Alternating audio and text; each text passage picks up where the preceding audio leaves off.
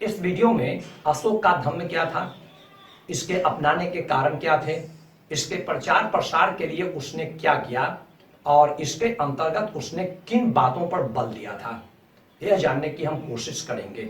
लेकिन इसके पहले आप हमारे चैनल को सब्सक्राइब कर लें ताकि आपको हमारे हर नए वीडियो की जानकारी आपको समय पर मिल सके। तो आइए हम प्रारंभ करते हैं अशोक के धम्म की नीति को।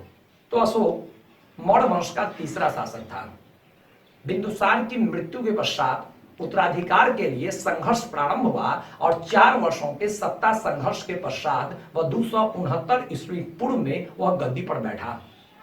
उसका शासनकाल भारतीय इतिहास का एक अत्यंत ही गौरवमय काल माना जाता है। एच.जी. वेल्स ने अपनी पुस्तक आउटलाइन ऑफ हिस्ट्री में अशोक को ग्रेटेस्ट ऑफ किंग अर्थात सम्राटों में महानतम सम्राट कहा है। उन्होंने इस पुस्तक में बताया है कि प्रत्येक युग और प्रत्येक राष्ट्र ऐसे राजा को जन्म नहीं दे सकता जिसकी समानता अशोक से की जा सके, और इसका कारण वे अशोक की धम्म की नीतियों को बताते हैं। अशोक का धम्म क्या है, यह एक बड़ा ही जटिल प्रश्न है। इसका उत्तर अशोक ने अपने द्वितीय स्तंभ लेख में दिया है। इसमें अशोक स्वयं अपने आप से पूछता है कि कियम चू धम्मे अर्थात धम्म क्या है। इसका उत्तर देते हुए वह कहता है कि अब आसिनवे बहु बथाने दया दाने सच्चे साचे अर्थात अब आसिनवे मतलब दुष्कार्यों से बचना, बहु बथाने अर्थात बहु कल्याण की भावना रखना, दया अर्थात करुणा, दाने अर्थात उदारता, सच्चे अर्थात सत्यता और साचे अर्थात पवित्रता। इस आधार पर हम यह कहें तो दुष्कार्यों से बचना, बहु कल्याण की भावना रखना, करुणा, उदारता, सत्यता और पवित्रता को धारण करना ही धम्म है। अशोक ने अपने द्वितीय स्तंभ लेख में जो धम्म की परिभाषा दी उसे व्यवहार में लाने का तरीका उसने अपने द्वितीय लघु शिलालेख में बताया। इसमें उसने कुछ कर्तव्य निर्धारित किए। उन कर्तव्यों में अनारंभो प्राणानाम अर्थात प्राणवान जंतुओं की रक्षा करना, अविहिंसा भूतानाम अर्थात अस्तित्ववान जीवों को किसी प्रकार की क्षति न पहुंचाना, मातृ पितृ शुश्रूषा अर्थात माता पिता की सेवा, ठेर शुश्रूषा अर्थात गुरुओं की सेवा। इसके अतिरिक्त इस स्तंभ लेख में वृक्षों की सेवा, संबंधियों का आदर सत्कार, मित्रों, श्रमिकों और दासों के साथ सम्यक व्यवहार या अच्छे व्यवहार की इसने बात की।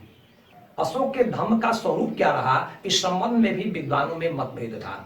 जैसे फ्लीट महोदय का कहना है कि अशोक का धर्म एक राजधर्म था, लेकिन इस मत को स्वीकार नहीं किया जा सकता, क्योंकि अगर यह धर्म राजधर्म रहता तो अशोक स्वयं इसका पालन करता, अपनी जनता को इसका पालन करने के लिए नहीं कहता। इस प्रकार अशोक का धर्म राजधर्म नहीं था।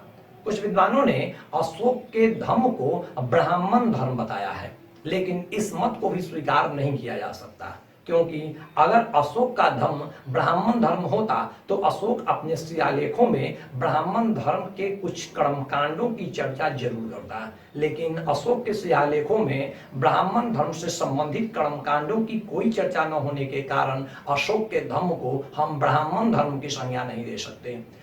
कुछ विद्वानों के अनुसार अशोक का धर्म बौद्ध धर्म था, लेकिन इस मत को भी स्वीकार नहीं किया जा सकता, क्योंकि अगर अशोक का धर्म बौद्ध धर्म होता तो बौद्ध धर्म से संबंधित शब्दावलियों का प्रयोग अशोक के द्वारा जरूर किया जाता, जैसे अष्टांगिक मार्ग का, दुख निरोध मार्ग का, इन सब की चर्चा वह जरूर करता, लेकिन इसकी चर्चा न होने के कारण हम अशोक के धर्म को बौद्ध धर्म नहीं कह सकते।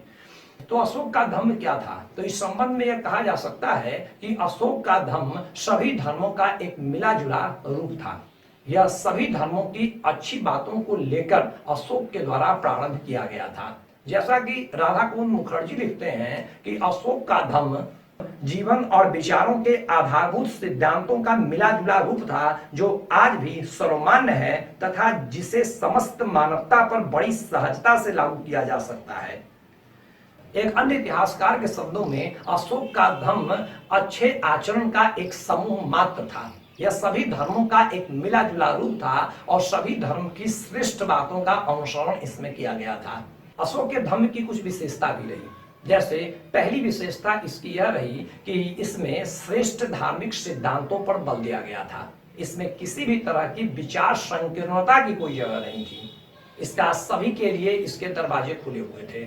उपरोक्त विशेषता अशोक के धम्म की प्रमुख विशेषताएं नहीं, और इसी के आधार पर उसने शासन किया और आगे चलकर वह भारतीय इतिहास का एक महान शासक सिद्ध हुआ। अशोक ने अपने धम्म के अंतर्गत अनुसरण के लिए कौन सी 3 बातें बताई, उनके आत्मनिरीक्षण के मार्ग क्या थे, दुष्प्रवृत्तियों से बचने के उसने क्या उपाय बताए, इसकी चर्चा हम अपने आगे आने वाले वीडियो में करेंगे। इसके लिए जरूरी है कि आप हमारे चैनल को सब्सक्राइब कर लें और बेल आइकन को दबा लें। धन्यवाद।